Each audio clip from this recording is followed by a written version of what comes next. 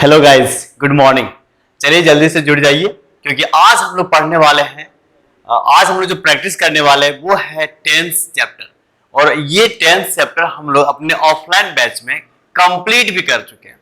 तो जो कुछ आप क्लास में पढ़े हैं, आज हम लोग उसका एप्लीकेशन को देखेंगे, उसको अप्लाई करेंगे और अपने क्वेश्चंस में सही आंसर ढूंढेंगे और टिक करेंगे अपने सही जो आपका आंसर होगा उसको। तो चलिए जल्दी से जुड़ जाइए क्योंकि आज हम लोग करने वाले हैं अपने इस पढ़े हुए चैप्टर को जिसका नाम है टेंस। ठीक है, तो चलिए जल्दी से जुड़ जाइए और आप सबों का एक बार फिर से स्वागत करते हैं आपके इस बेहतरीन प्रैक्टिस बैच में, जहां आपके लिए हम लोग मैथ, इंग्लिश एंड रीजनिंग तीनों के chapter wise mixed and previous years के क्वेश्चंस का भरपूर प्रैक्टिस करवाते हैं और आपको बनाते हैं एक बेहतर कॉम्पिटिटर जिसके कारण आप एक बेहतर मार्क्स को ऑब्टेन कर सकेंगे, आपका रैंक अच्छा आ सकेगा। ठीक है, तो चलिए आपको थोड़ा सा हम बता देते हैं कि आपके लिए हम लोग मैथ है इसके लाइव कितने बजे आपको मिल पाएगा। तो मैथ का जो है इसका आपको प्रत्येक दिन आपको शाम के 9 बजे 9 PM में आपको लाइव मिल जाएगा मैथ का प्रैक्टिस। तो इसको अटेंड करना मत भूलिए क्योंकि यहां पे कराया जाएगा आपको chapter wise mixed and previous years के बेहतरीन क्वेश्चंस। ठीक है, उसके बाद इंग्लिश में वोकैब के लिए आपको जुड़ना है शाम के 8 बजे, जहां पे आपको जो भी रिलेवेंट आपके सामने वोकैब हो सकेगा उन सारे को अच्छे तरीके से एक्सप्लेन किया जाएगा। साथ ही प्रीवियस ईयर में जितने सारे ट्रेडिशनल वर्ड्स पूछे गए हैं उसका एक बेहतरीन कलेक्शन मिल पाएगा। तो आप अटेंड कीजिए 8 बजे शाम में वोकैब के लिए। और इस वक्त सुबह में प्रत्येक दिन आप देखना मत भूलिए, इस वक्त आपको मिलेगा वो ग्रामर के प्रैक्टिस जिसमें आपको chapter wise mixed and previous years के क्वेश्चंस सारे बढ़िया तरीके से एक्सप्लेन, उसको बढ़िया तरीके से आपके सामने तैयार करके लाया जाएगा। फिर है आपके लिए रीजनिंग का बेसिक आपको कंप्लीट करना है, बेसिक क्लियर करना है। तो आपको जुड़ना पड़ेगा दोपहर के 12 बजे और दोपहर के 12 बजे आपको मिलेगा लाइव में किसका रीजनिंग का बेसिक। और यदि आपको प्रैक्टिस करना है तो आप जुड़ेंगे हमसे 7 बजे, जिस वक्त आपको मैम के द्वारा रीजनिंग का प्रैक्टिस करवाया जाएगा, जहां पर अच्छे जो मोस्ट रिलेवेंट क्वेश्चंस है, मोस्ट इंपॉर्टेंट क्वेश्चंस जो प्रीवियस ईयर्स के हो सकेंगे सारे को डिस्कस किया जाएगा। तो ये रहा हमारा शेड्यूल जो आपको बनाएगा एक बेहतर कॉम्पिटिटर। तो आप इसको बहुत ही शिद्दत के साथ जुड़िए इस सेशन में, इस प्रैक्टिस बैच का फायदा उठाइए। और आज हम लोग शुरू करेंगे इंग्लिश में चैप्टर वाइज प्रैक्टिस और इस चैप्टर का नाम है टेंस। तो जल्दी एक बार शेयर कर दीजिए अपने दोस्तों के साथ और उसको भी जोड़ लीजिए क्योंकि आपको केवल खुद का कंपटीशन तैयार नहीं करना है, आपको इस माहौल में एक कॉम्पिटिटर बनना है। तो आप उस दोस्त को भी जोड़ लीजिए और दिखाइए अपने जो पढ़े हैं, आप जो तैयार किए हैं उसको एक ब्रीफ रिजल्ट भी दिखा सकते हैं। तो चलिए उसको जोड़ लीजिए और उसके साथ अपने सीट की जो बेल्ट है उसको तैयार कर लीजिए, बांध लीजिए। और क्योंकि आज हम लोग करने वाले हैं प्रैक्टिस टेंस का। ये रहा आज का हम लोग का जो प्रोग्राम है टेंस का। हम लोग चैप्टर की प्रैक्टिस करेंगे, बहुत सारे क्वेश्चंस। और आज हम लोग का प्रैक्टिस का जो डे है वो कौन सा डे है? डे 5। तो इससे पहले हम लोग 4 डेज कंप्लीट कर चुके हैं प्रैक्टिस का, जिसमें कि आपको हम प्रीवियस ईयर के सेट्स उठा करके उसके क्वेश्चंस पूछने के तरीके, क्या क्या क्वेश्चंस बनता है, कितना वेटेज होता है आपके ग्रामर सेक्शन का, कितना वेटेज होता है कॉम्प्रिहेंशन का, उसको समझाने का प्रयास किए थे। तो आज हम लोग करेंगे टेंस का चैप्टर प्रैक्टिस। तो चलिए जोड़ लीजिए सभी को और सेशन को लाइक भी कर लीजिए, साथ ही साथ नए हैं तो सब्सक्राइब भी कर लीजिए। ठीक है, उसके बाद हम लोग क्वेश्चंस को सॉल्व करते हैं। तो चलिए आज का आपके सामने टेंस प्रैक्टिस का जो फर्स्ट नंबर क्वेश्चन है कुछ आपके सामने डिस्प्ले पे दिख रहा होगा इस तरीके से। और चलिए इसको बनाते हैं, हम लोग इसको सॉल्व करते हैं। क्वेश्चन है कॉमन एरर का। यहां पर आपको जो सेंटेंस दिया हुआ इसमें 4 अलग अलग सेगमेंट दिख रहा होगा। एक सेगमेंट आपके सामने यहां से यहां तक बना, दूसरा सेगमेंट यहां से यहां तक बना और ये आपका तीसरा सेगमेंट और लास्ट में एक सेगमेंट है जिसको बोलते हैं नो एरर। यदि इस पूरे सेंटेंस में कहीं गलती नहीं है तो आप टिक करेंगे इस वाले सेक्शन को, यानी आपका आंसर होना चाहिए नो एरर। यदि कहीं क्वेश्चन में गलती है, कहां पे ग्रामेटिकल एरर है, फिर उसको ढूंढ पाते हैं, तो फिर आंसर आपका हो जाएगा जहां पर गलती है। यदि गलती वाला पोर्शन ये हुआ तो आप आंसर करेंगे इसको, यदि गलती वाला पोर्शन ये हुआ तो आंसर करेंगे इसको, और इस तरीके से आप करेंगे। तो चलिए सेंटेंस को पहले पढ़ते हैं और देखते हैं कि गलती कहां है और आखिर गलती है क्या, उस कॉन्सेप्ट को हम लोग समझेंगे। तो क्वेश्चंस पढ़िए। She wants to know about this work because she has to work for. Sentence में बोल रहा है ना कि यहाँ पे शी वांट टू नो, वो जानना चाहती है अबाउट दिस वर्क, इस काम के बारे में, बिकॉज क्योंकि उससे वो जो लड़की है she has to work for, उसको इस काम को करना है। अब हमको ये चीज बताइए कि सेंटेंस कौन से टाइम में चल रहा है, या फिर ये बताइए कि सेंटेंस का जो टाइम है, टेंस है, वो कौन से टेंस में। तो यहां पर आपको दिखा हैज, और हैज का मतलब यहां पे आपको किस तरीके से दिख रहा है, वर्ब के फिफ्थ फॉर्म के रूप में। और अब जानते हैं कि वर्ब के जो 5 फॉर्म है, इसको हम लोग कौन से टेंस में लिखते हैं, कौन से टाइम में लिखते हैं, तो आप बोलेंगे प्रेजेंट टाइम, या टेंस बोले तो सिंपल प्रेजेंट टेंस, या टेंस बोलेंगे तो सिंपल प्रेजेंट टेंस। आपको टाइम भी पता चल गया, उसका टेंस भी पता चल गया इस वाले छोटे से वर्ड से। दूसरी बात, अब ये सेंटेंस हमारा टाइम बता दिया कि प्रेजेंट टाइम में है, और यहां पे बिकॉज जो है ये इन दोनों सेंटेंस को, इधर वाले को और इधर वाले को ऐड कर रहा है। दो सेंटेंस आपके सामने है, यहां पे ये she has to work for, पहला सेंटेंस उधर एक है लिखा हुआ, और दूसरा सेंटेंस एक यहां पे इधर लिखा हुआ है। ये दो अलग अलग सेंटेंस है। इधर वाले पोर्शन से आपको टाइम का पता चल गया, प्रेजेंट टाइम। टेंस बोले तो सिंपल प्रेजेंट टेंस। ये बात तो क्लियर हो गया, बात क्लियर हो गया, ठीक। अब इधर वाले में देखिए, क्या इधर वाले का भी टाइम आपका यहाँ पे V1 दिख रहा है, और V1 और V5 बताए थे आपको, यदि सब्जेक्ट के तुरंत बाद दिखता है, इसका मतलब टाइम कैसा बनेगा, प्रेजेंट टाइम। और प्रेजेंट टाइम बना, और साथ में टेंस बोलेंगे तो क्या बोला, सिंपल प्रेजेंट टेंस। टाइम बोले तो प्रेजेंट टाइम, और टेंस बोले तो सिंपल प्रेजेंट टेंस। कोई तकलीफ नहीं। अब यहां पे बताइए कि यहां पे V1 लिखा हुआ है और दूसरा लगा हुआ है V5। V1 का यूज आप कहां पे करते थे और V5 का यूज कहां पे करते थे। V5 का यूज करते हैं हम लोग सिंगुलर सब्जेक्ट के साथ। किसके साथ करते हैं हम लोग, सिंगुलर सब्जेक्ट के साथ। और V1 का यूज आप कहां पे करते थे, प्लूरल सब्जेक्ट के साथ। यही ना, बोलेंगे जी हाँ सर, ठीक है। क्यों ऐसा हुआ, क्योंकि आप बताए थे आपको वहां पे कि यहाँ पे 5 दिखा एस के रूप में, और सिंगुलर एस, ये दोनों एक जैसा था। वहां पे हम आपको ट्रिक भी बताए थे कि आप इसको ऐसे माइंड में सेट कर सकते हैं। बस इस पे बहुत अच्छा एक्सप्लेनेशन हम करे थे अपने क्लास में।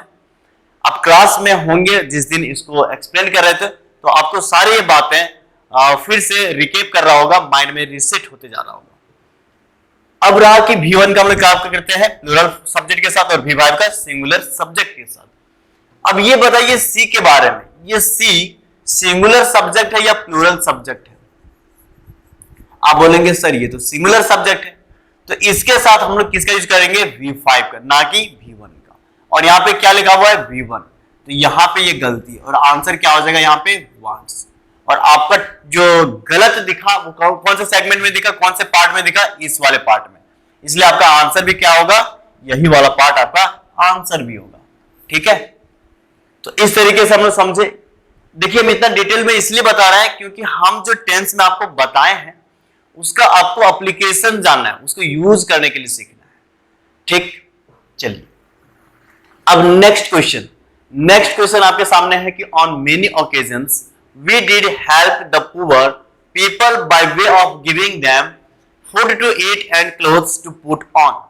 सेंटेंस इतना बड़ा सा लिखा हुआ है, लेकिन इतना हम लोग को ज्यादा इस पे जानने की जरूरत नहीं है, इसके मीनिंग को समझने की जरूरत नहीं है। बस आप ग्रामर के कुछ टेक्निक को जानते हैं, और वो टेक्निक आपको हम बताए थे वर्ब कंपाउंड में। और वर्ब कंपाउंड में क्या बताए थे कि डू, डज एंड डिड, ये तीनों यदि आपको एक्टिव सेंटेंसेस में आ जाए तो इसके बाद आने वाले वर्ब का फॉर्म जो होगा, कौन सा फॉर्म होगा, तो बोलेंगे sir always first form of verb, that means root form of verb, ठीक। यही बात हमको बताए थे। अब यहां पे देखिए, यहां पे क्या देखा, डिड। डिड के बाद आपको वर्ब का कौन सा फॉर्म दिखना चाहिए था? First form of verb. यहाँ पे क्या दिखा? हेल्प्ड, जो कि सेकेंड फॉर्म है, ठीक है, या फिर थर्ड फॉर्म हो सकता है, क्योंकि दोनों इसका सेम होता है। यहाँ पे दिखना चाहिए था फर्स्ट फॉर्म ऑफ वर्ब, जो कि होना चाहिए था क्या? यहाँ पे हेल्प, और इसलिए आपका गलती कहां पे दिखा? इस वाले पोर्शन में, यहां से यहां तक में, और आप टिक करेंगे आंसर इसी को। कोई दिक्कत, कोई तकलीफ? बोलेंगे जी नहीं, ठीक है, क्योंकि ये तो इजी था। नेक्स्ट आप बनाइए, our new neighbours had been living in Arizona since 10 years before moving to their present house. अब चलिए, अब यहां पे अब बताइए कि क्या होगा इसका सही आंसर। चलिए, यहां पे आपको हम जरा इंडिकेट करें कि सिंस एंड फॉर, इसके यूज को आपको देखते हुए इसका आंसर करना है, सिंस एंड फॉर। और आपको हम बता चुके कि सिंस का यूज कहां पे करते हैं हम लोग, सिंस का यूज हम लोग कहां पे करते हैं। चलिए कमेंट कीजिए, प्रत्येक कोई, हर कोई कमेंट करना है आपको कि सिंस और फॉर का यूज कहां पे करते हैं हम लोग, एवरीवन। चलिए सभी को कमेंट कीजिए कि सिंस का यूज कहां पे करते हैं और फॉर का यूज कहां पे करते हैं। Very good. सिंस का कहां पे करते हैं हम लोग? Point of time. कहां पे करते हैं? Point of time. और फॉर का यूज बोलिए, पीरियड ऑफ टाइम। यही ना, यही बताए थे आपको, यही बताए थे जी हाँ। तो अब यहां पे बताइए कि 10 years, ये जो 10 years लिखा हुआ है, ये पॉइंट ऑफ टाइम है या पीरियड ऑफ टाइम है? आप बोलेंगे ये पॉइंट ऑफ टाइम नहीं है, ये कौन सा है? Period of time. और इसलिए इसके पहले आपको किसका यूज करना पड़ेगा? सिंस का या फॉर का? आप बोलेंगे फॉर का। और गलती कहां पे था? इस वाले सेगमेंट में। आंसर क्या हो जाएगा? ये वाला सेगमेंट, ठीक है। ये वाला सेगमेंट आपको ऑप्शन में भी लिखा हुआ रहेगा। आपको हम प्रीवियस ईयर के क्वेश्चंस में दिखाएं कि कैसे वो लिखा हुआ रहता है। तो आपका आंसर क्या हो जाएगा? जहां पर ये वाला लिखा आपको दिखे उसको आप टिक कर दीजिएगा, वही आपका ऑप्शन हो जाएगा। तो आप देख रहे हैं कि जो हम लोग टेंथ में पढ़े उसी पे बेस्ड क्वेश्चंस रहता है। और ये क्वेश्चंस कोई हम बनाए नहीं है, ये सारे प्रीवियस ईयर्स के ही क्वेश्चन है। हम खुद जो क्वेश्चंस तैयार किए आप लोग के लिए, आपको आपके जो ऑफलाइन बैच है वहां पे कराया जाएगा। ये सारे के सारे क्वेश्चंस आपको एक मिरर के जैसा है, जहां पे आप देख सकेंगे कि प्रीवियस ईयर्स में क्वेश्चंस कैसे बनते हैं, कैसे पूछा गया है, आंसर कैसे करना है, और गलती को ढूंढना भी कैसे है। आपके बीच के जो कॉन्सेप्ट है उसको निकालना है, देखना है यहाँ पे। तो ये सब कॉन्सेप्ट आपको बताया है कि नहीं? ये सारे कॉन्सेप्ट हम डिस्कस किए हैं ना क्लासरूम में, उसी को अप्लाई कर रहे हैं, उसी को अप्लाई कर रहे हैं, आंसर अपने आप दिखेगा, ठीक है। तो चलिए, आप लोग अच्छे से कमेंट कर रहे हैं सिंस और फॉर के बारे में, कि सिंस का यूज कहां पे कर रहे हैं? पॉइंट ऑफ टाइम के साथ, और फॉर का यूज कहां पे करते हैं हम लोग? पीरियड ऑफ टाइम के साथ। इसको हम बड़े अच्छे से वहां पे एक्सप्लेन भी किए हैं। एक बार यदि किसी को अभी भी कंफ्यूजन है तो एक बार रिवीजन कर लीजिए, अपने नोट्स को देख लीजिए, और भी ज्यादा दिक्कत है तो आप मुझे क्लासरूम में फिर से पूछ सकते हैं, आप मुझे ऑफिस में आराम से पूछ सकते हैं। चलिए, अब हम लोग बात करते हैं नेक्स्ट क्वेश्चन पे, और नेक्स्ट क्वेश्चन आपके सामने ये रहा। यहाँ पे 3 क्वेश्चंस एक साथ डिस्प्ले हो रहा है, तीनों को पढ़िए और तीनों के आंसर कीजिए, उसके बाद हम लोग इसको डिस्कस करेंगे। तो चलिए जल्दी से इसको कीजिए, सभी कोई कमेंट कीजिए, क्या गलती है, कहां गलती है। आप जो थ्योरी पढ़े उसको टटोलिए और देखिए क्या आप अपने इस थ्योरी को अप्लाई कर पा रहे हैं या अभी भी दिक्कत है।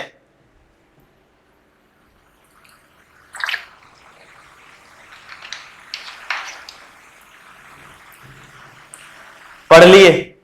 चलिए, 4 नंबर क्वेश्चन आपके सामने है। The fifth and final act of Macbeth contain the sleep walking scene and the last option is no error. तो चलिए इसमें देखते हैं। हमको पहले ये बताइए कि इस पूरे सेंटेंस में आपके सामने सब्जेक्ट क्या लिखा हुआ है। सब्जेक्ट को आप ढूंढ करके बताइए, और सब्जेक्ट ढूंढने के लिए हम बताए थे कि आप व्हाट एंड हु से आप क्वेश्चंस तैयार करते हैं, और इन दोनों से यदि आप क्वेश्चंस तैयार कर लिए तो जो आंसर आएगा दैट इज योर सब्जेक्ट, ठीक है। तो हम यहां बोले कि what contain the sleep walking scene, तो आप क्या बोलिएगा? The final and the fifth and the final act of Macbeth contain, यही बोलिएगा यहां से यहां तक। व्हाट कंटेन, तो बोलेंगे the fifth and the final act of Macbeth. कोई तकलीफ जी नहीं। अब दूसरी बात है कि यहां पे मैकबेथ आपका सब्जेक्ट है या the fifth and final act, इसमें से कौन सा सब्जेक्ट है? इतने बड़े तो सब्जेक्ट है। तो आपको हम बताएंगे कि जब भी ऑफ या फिर जब भी प्रीपोजिशन दिखे, प्रीपोजिशन से पहले वाले जो भी टर्म होता है वही टर्म आपका मेन ऑब्जेक्ट सब्जेक्ट होता है। क्या होता है? Main subject. तो यहां के लिए आपका सब्जेक्ट क्या होगा? The fifth and final act. अब और भी कॉन्सेप्ट को थोड़ा सा देख लीजिए। ये the, a an and the, ये तीनों आर्टिकल है और यदि यहां पे एंड लिखा हुआ है और एंड के बाद भी एक आर्टिकल रहता और एंड से पहले भी एक आर्टिकल रहता, दो अलग अलग आर्टिकल्स रहते, तब दो अलग अलग सब्जेक्ट वहां पे एंड से जुड़ा हुआ होता है, कोई दिक्कत नहीं। लेकिन दोनों के लिए देखिए, फाइनल के लिए और फिफ्थ के लिए एक ही आर्टिकल है द। इसका मतलब कि ये पूरा यहां से यहां तक को एक ही चीज जो है, ये द आर्टिकल यही इसको क्वालिफाई कर रहा है, यही इसको क्या कर रहा है? क्वालिफाई कर रहा है। इसका मतलब ये पूरा मिल करके एक ही सब्जेक्ट बनाया। क्या बनाया? एक सब्जेक्ट। क्या बनाया? इस पूरा मिल करके एक सब्जेक्ट। ठीक है, ये पूरा मिल करके क्या बनाया? एक सब्जेक्ट। कोई दिक्कत नहीं। तो अब आपको सब्जेक्ट के बारे में पता चल गया कि सब्जेक्ट इसका क्या है? The fifth and final act. इसका सब्जेक्ट क्या हो गया? The fifth and final act, ये पूरा एक। अब बताइए, ये जो सब्जेक्ट हुआ ये सिंगुलर इन नेचर है या प्लूरल इन नेचर है? इसके बारे में बताइए, ये सिंगुलर है या फिर ये प्लूरल है? आप इसको लिख लिए होंगे आई होप। अब इसको हम मिटाते हैं। अब बताइए, यहां से यहां तक ये लिखा हुआ आपका सिंगुलर सब्जेक्ट है या प्लूरल है? तो बोलेंगे सर एक ही के बारे में बात कर रहे थे, तो ये तो आपका कैसा सब्जेक्ट हो गया? Singular subject. ठीक, कोई दिक्कत? अब यहां पे क्या लिखा हुआ? V1। आपको बताया था कि V1 या V5 ये दोनों होता है सिंपल प्रेजेंट टेंस, और V5 का यूज कहां पे होता है? तो सिंगुलर सब्जेक्ट के साथ, और V1 का यूज कहां पे होता है? प्लूरल के साथ। ये बार बार आएगा मेरे दोस्त, ये बार बार आपको परेशान करेगा, ठीक है? तो परेशान आपको होना नहीं है, क्योंकि आप इतने शिद्दत के साथ क्लासरूम में पढ़े हैं कि ये सारी चीज आपको इजी लगेगा। इसका मतलब कि जब आपके सामने प्लूरल सब्जेक्ट हो तो आप V1 यूज करेंगे, सिंगुलर सब्जेक्ट हो दैट मींस आप V5 यूज करेंगे। यहां पे तो सब्जेक्ट सिंगुलर था, यहां पे ये V1 ना होकर के क्या होना चाहिए था? V5, और कंटेंट ना होकर के क्या होना चाहिए था? कंटेंट्स। इसलिए गलती कहां पे था? गलती इस वाले सेगमेंट में था, और इसलिए आंसर आपका ये यहां से यहां तक वाले सेगमेंट आंसर हो जाएगा। ठीक है, इस तरीके से आपको कॉन्सेप्ट को बार बार रिपीट करके देखना है, बार बार उस कॉन्सेप्ट के ऊपर जाना है, देखना है आखिर हम बोले क्या थे, अप्लाई करना है और आंसर निकालना है। क्या ये इजी नहीं लग रहा है? ऐसे ही करने से आपको इजी लगेगा, अदरवाइज आप कितना भी पढ़ लीजिए, अप्लाई नहीं कीजिएगा तो हर कुछ, चाहे कोई भी चीज, कोई भी सब्जेक्ट आप पढ़े, सब कुछ टफ लगेगा। नेक्स्ट का आंसर कीजिए। I saw him a couple of times since May. अब बताइए,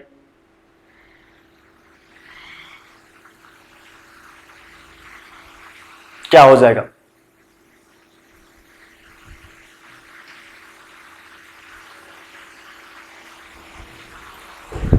क्या हो जाएगा इसका आंसर?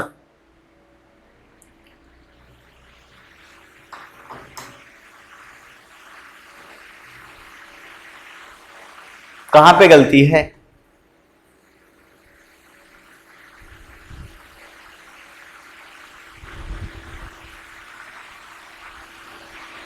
अच्छा, सबसे पहले ये बताइए हमको, सेंस का यूज गलत है कि सही है?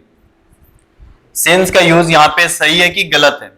अब बोलेंगे मे, ये तो एक आपका पॉइंट ऑफ टाइम हुआ इससे पहले, इसका मतलब ये तो ये यहां पे सही है। दूसरा बताइए कि सेंस का यूज कहां पर होता है, कौन से टेंस में बताए इसको सेंस का यूज? तो बोलेंगे कि इसका यूज तो आप दो ही जगह बताएं, present perfect, present perfect tense and present perfect continuous tense. इसके साथ पास्ट में भी बात करेंगे तो पास्ट के साथ, चलिए अच्छा यहाँ पे पास्ट के सेंस है ना, तो पास्ट के लिखते हैं, तो पास्ट परफेक्ट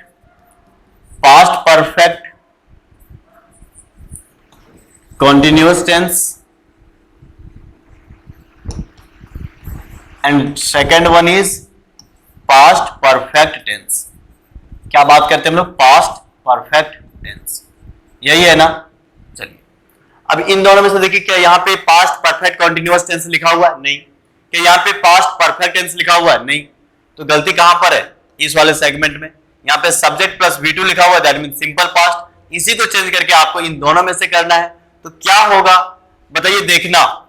सी क्या हो जाता है?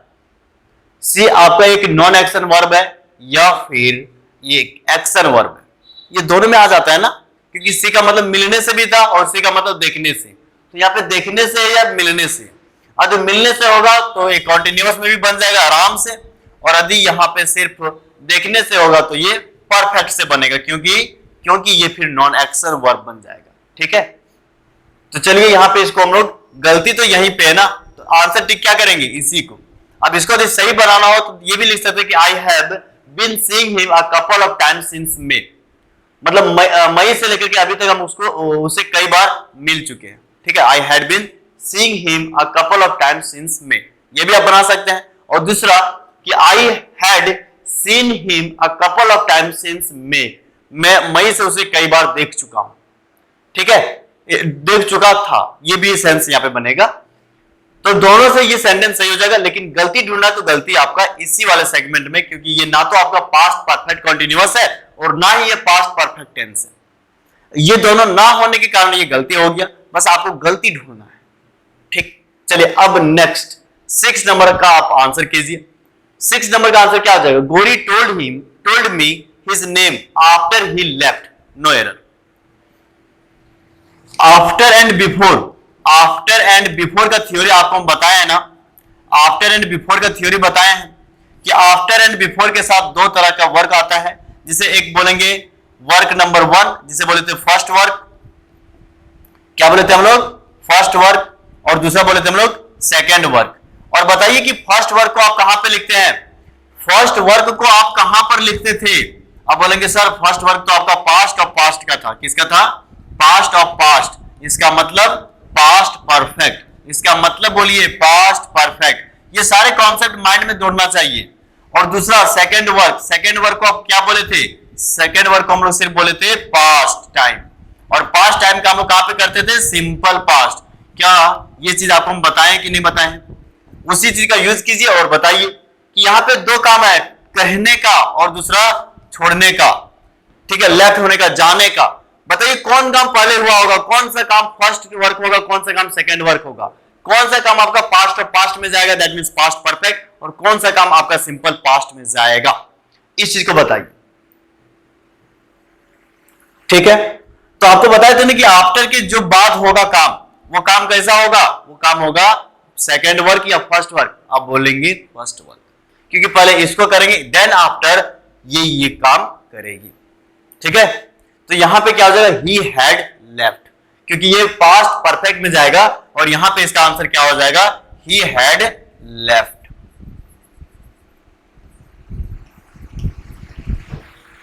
ठीक है, कोई दिक्कत नहीं। चलिए नेक्स्ट पे चलते हैं हम लोग और नेक्स्ट का आंसर करते हैं। नेक्स्ट आपके सामने क्वेश्चन नंबर 7 है, और इसमें भी आपको नो एरर ही ढूंढना है।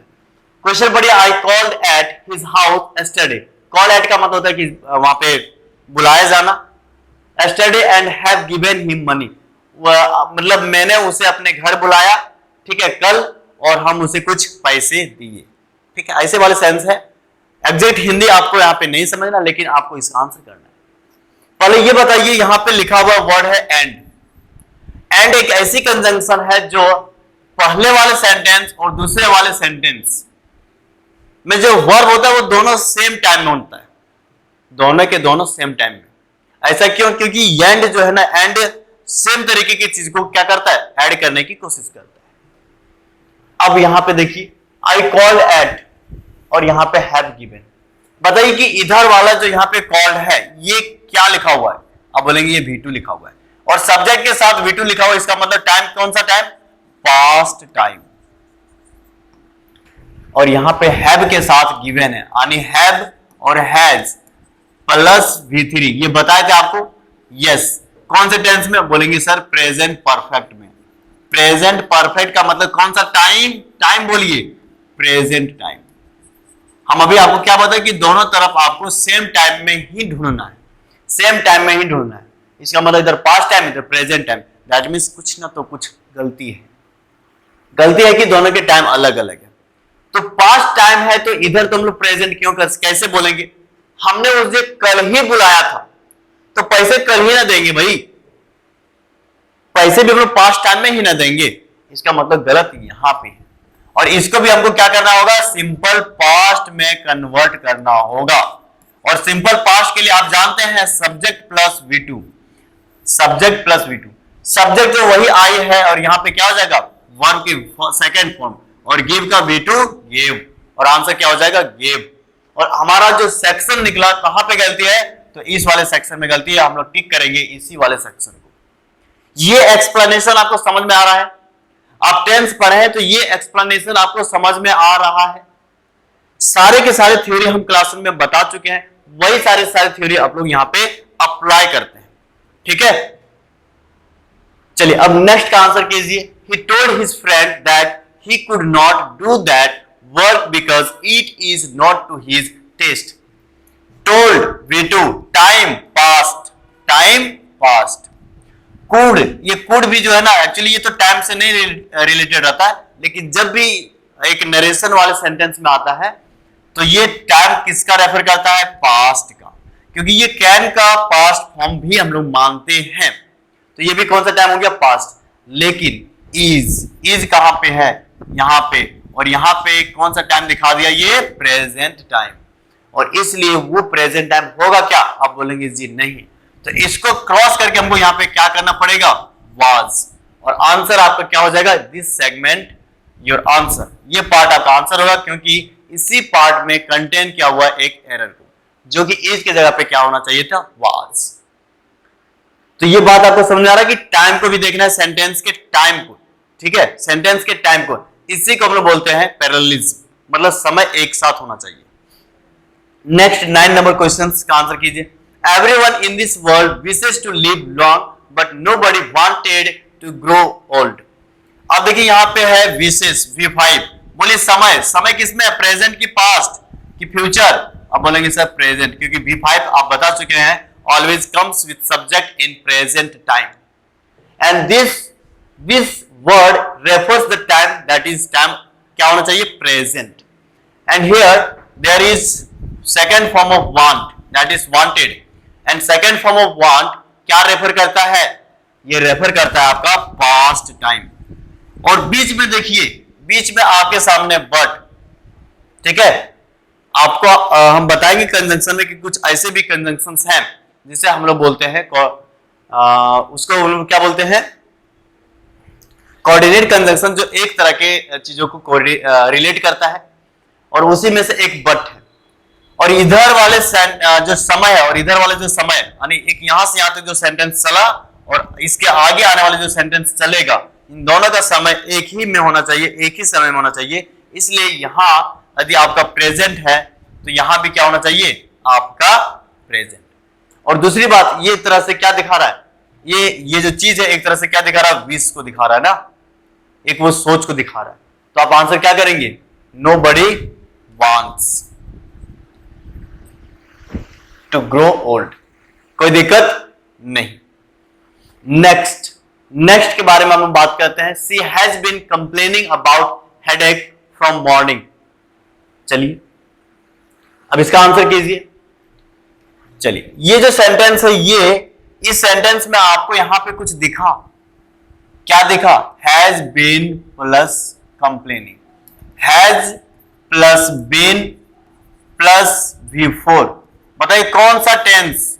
आप बोलेंगे कि present perfect continuous, present perfect continuous.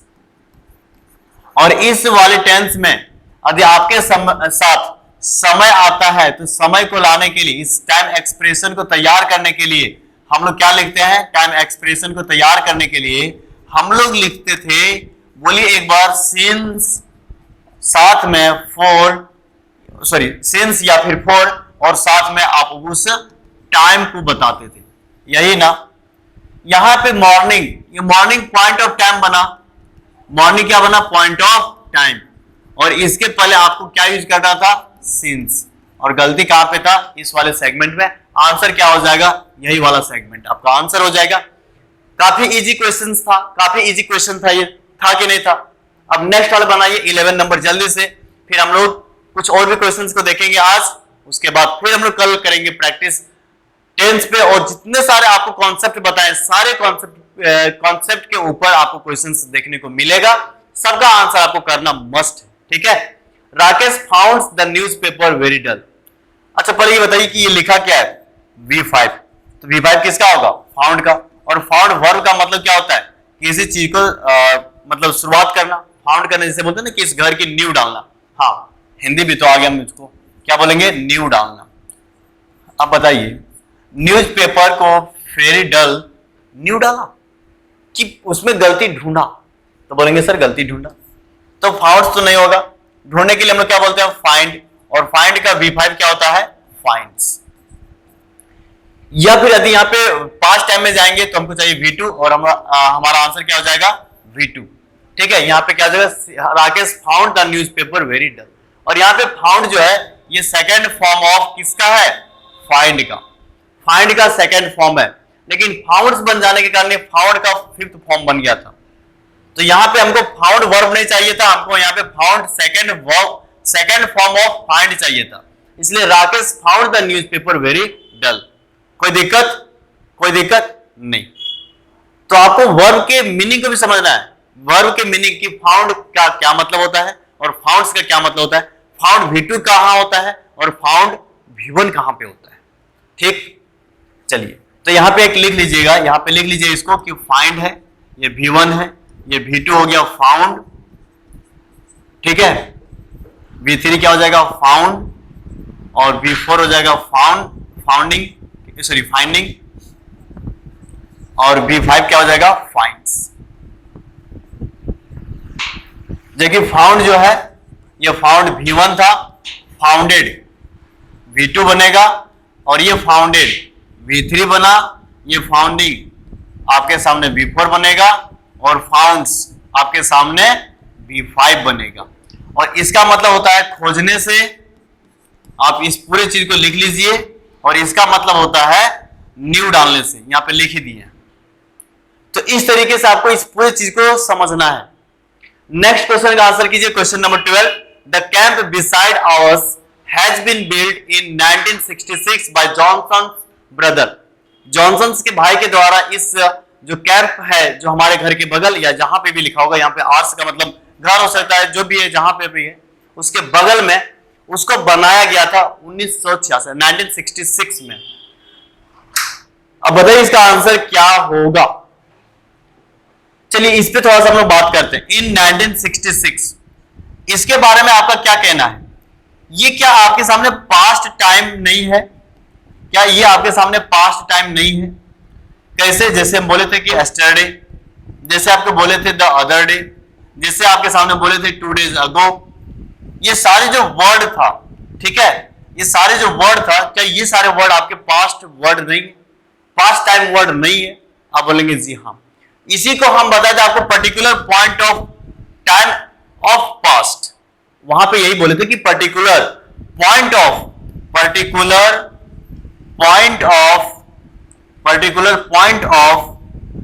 Past, particular point of time of past. क्या क्या बोले थे इसको, particular point of time of past. ये सारे बात हम कर चुके हैं। तो क्या ये पास्ट का वर्ड नहीं दिखा आपको, आप क्या बोलेंगे, जी हाँ। जब ये पास्ट टाइम का वर्ड दिखा तो सेंटेंस कौन से टाइम में जाएगा, आप बोलेंगे पास्ट ही टाइम में जाएगा। तो यहां पे क्या हो जाएगा, आर्स हैज बीन बिल्ट, नहीं, क्या बोलेंगे, the camp beside ours built in. तो ये जो यूज है यहां पे, ये क्या हो जाएगा, गलत हो जाएगा, और गलती इसी में था, आंसर आप इसी को करेंगे। और ये अपने आप फिर क्या बन जाएगा, V2 बन जाएगा, और फिर इस तरीके से सेंटेंस किस में चला जाएगा, पास्ट टाइम में, और आपका सेंटेंस सही हो जाएगा। चलिए तो आज के लिए जो लास्ट आपके सामने 3 क्वेश्चन है ये रहा आपके सामने, पढ़िए और बनाइए जल्दी से, ठीक है, जल्दी से पढ़िए और बनाइए, इसका आंसर कीजिए।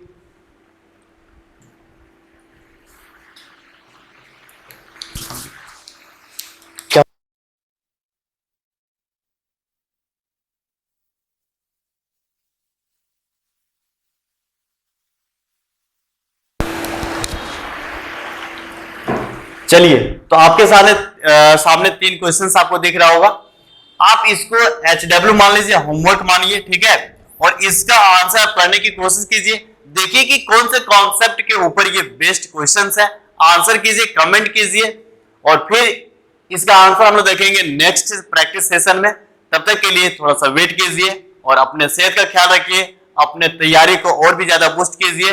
फिर मिलेंगे कल। जय हिंद।